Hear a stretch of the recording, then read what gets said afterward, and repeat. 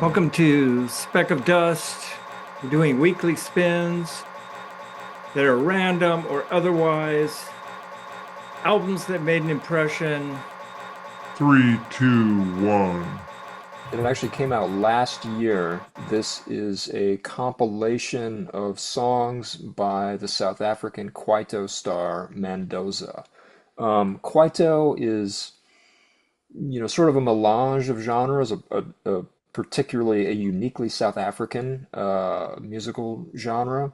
You've usually got a mid-tempo house beat combined with R&B, hip hop, some indigenous sounds, and the singer is usually super gruff voiced, kind of like DMX or something.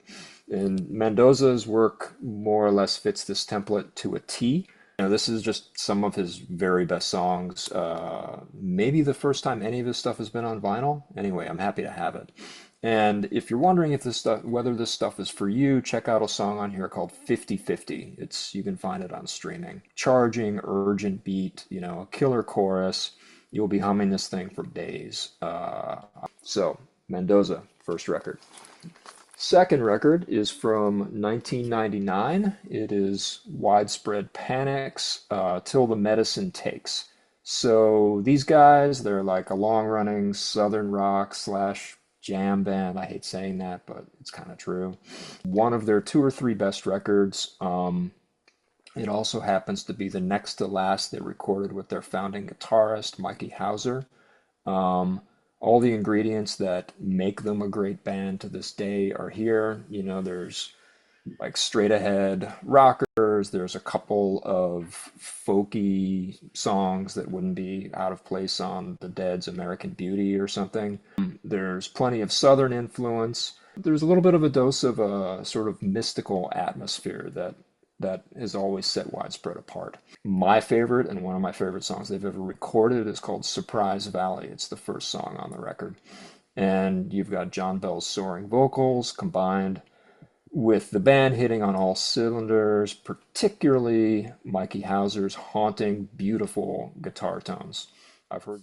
I have Sonny and the Sunsets, longtime companion from 2012.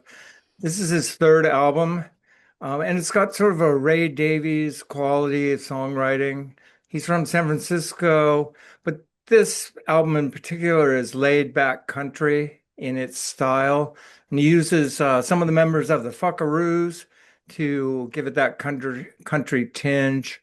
It's sad, but at the same time uplifting. And it's got sort of a Jonathan Richman whimsy and sincerity.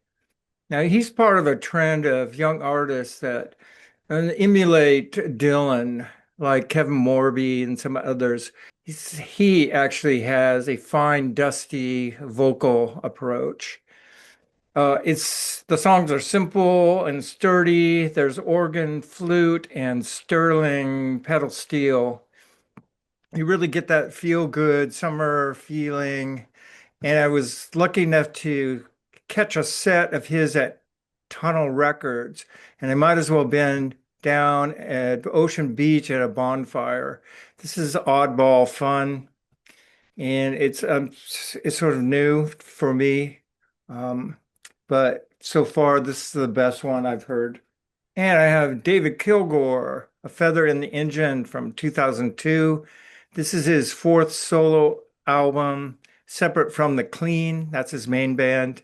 Deceptively simple songs with subtle repeated vocals with overdub vocals that sort of become an instrument. It's primarily sonic. And you can feel the sun, surf, and fog in the guitar structures and his distinctive solos. And also, there are areas in the album where it implodes, and these passages sort of leave you adrift in a gauzy shrouded splendor.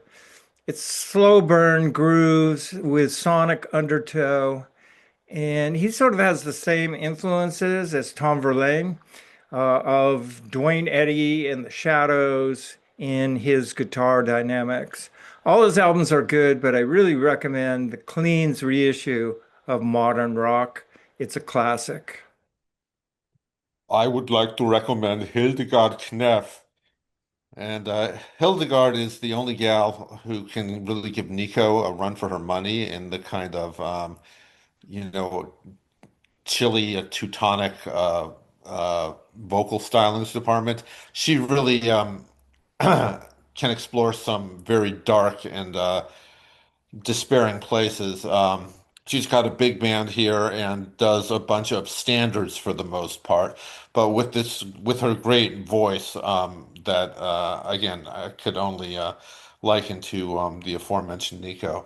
Hildegard Knef, a singer, obviously, a model, and an actress. And Hildegard Knef, you can find her stuff lying around here and there, and for reasonable prices, and it's always worth picking up. So that's Dr. Alimantado. Mr. Best dressed chicken in town.